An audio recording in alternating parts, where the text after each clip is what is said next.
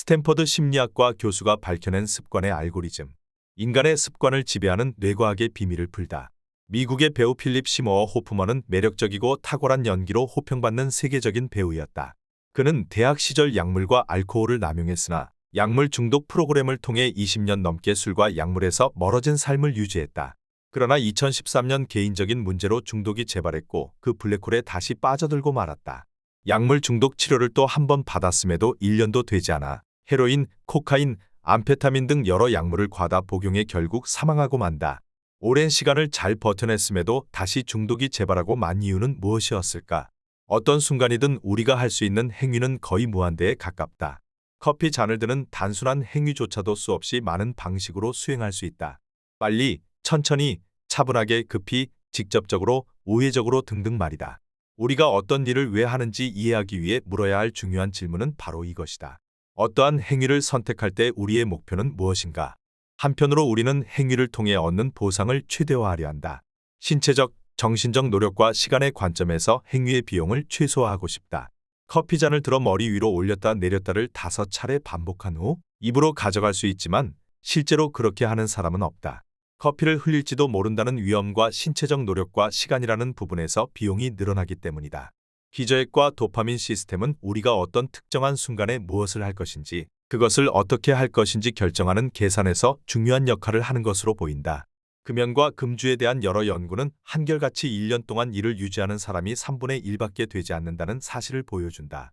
체중 감량도 이와 비슷하게 어려운 일이고 단기적으로는 거의 모든 사람들이 항상 체중을 감량해내지만 2년 이상 유지하는 사람은 드물고 결국에는 전보다 더 체중이 느는 경우가 많다.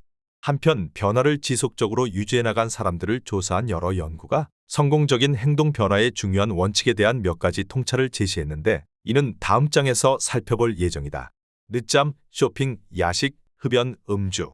습관이란 무엇이며 왜 그토록 바꾸기 어려운 걸까? 내 루틴은 침실에서 나가 아침 식사를 차린 뒤 노트북을 켜 이메일과 소셜미디어, 뉴스를 확인하는 것이다.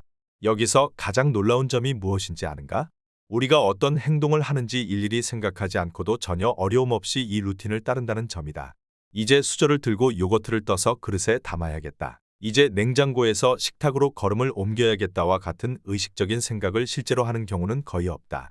습관이라고 하면 사람들은 흡연, 음주, 과식과 같은 나쁜 습관 또는 운동, 양치질 같은 좋은 습관을 떠올린다.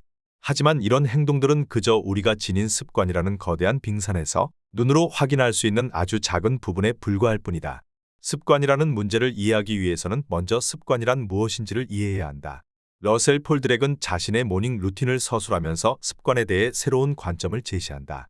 그에 따르면 실상 우리의 삶 전체가 습관으로 이루어져 있다고 해도 과언이 아니다. 때문에 삶에서 습관이 사라진다면 우리는 순식간에 선택 장애에 굴복해 제대로 살 수조차 없게 된다.